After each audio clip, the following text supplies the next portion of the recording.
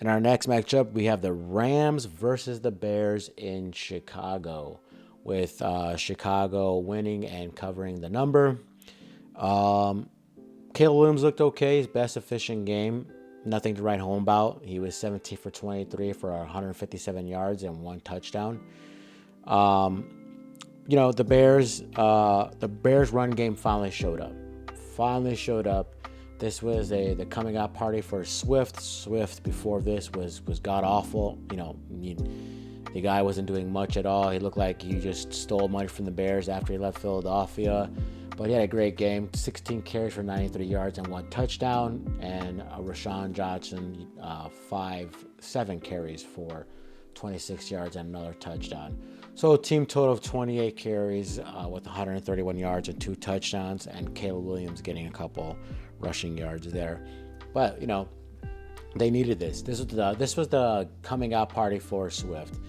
He had a touchdown in the receiving game, and he had he had a big receiving game, but no touchdown. But he had a touchdown rushing. So his best game yet. This is what they signed him for. So I'm sure Bears fans and the Bears organization are like, thank God he's doing something, because they were getting grilled.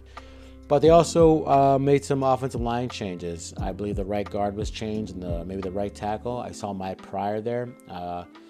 So they had to do something, because Caleb Williams was getting sacked at every second. He said hike, he would get sacked any minute of the day. I mean, he got sacked 3 times, but hell, that's not too bad from the last times. I think one game he got sacked 7. So 3 times, not terrible. Let's get with the Rams. I mean, come on. They got lucky with the 49ers, but they're still very injury prone, especially in their weapons. Tutu Atwell, he's putting up some good numbers. He's shifty. He good after the yards after the catch, but is he really scaring anybody? No. So I know the Rams are getting healthier on the line, but still, when you have no weapons and you're playing a solid, very solid Bears defense, that's one of the best things they got going for them.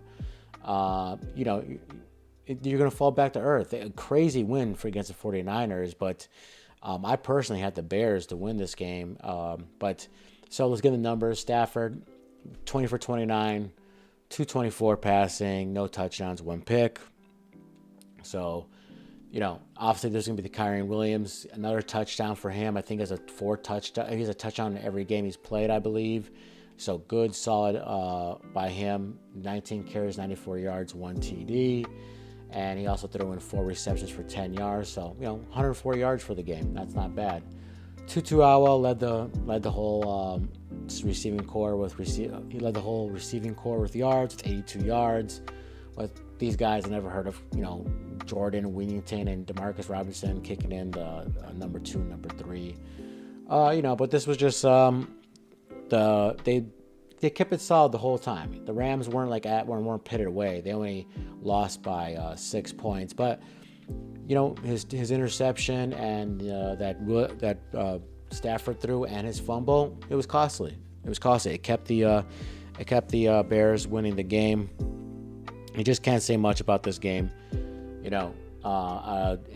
Injured plagued Rams team lose to the Bears at home, and Caleb Williams was efficient enough to keep the game from not getting away from him. And good running game by the Bears. They finally showed up, but I'm not really thinking this Bears are not going nowhere. The NFC North is stacked. You got Minnesota 4-0. You got even though the Packers lost twice, they still look really great with a potent offense, a great rushing attack. And the Lions just blew the doors off the Seattle Seahawks, winning by 2 touchdowns, I believe. But their offense just looks amazing. So I believe the Bears will probably be in 4th place, but maybe a solid 4th place team. But don't expect too much from the Bears, just because they beat the Rams.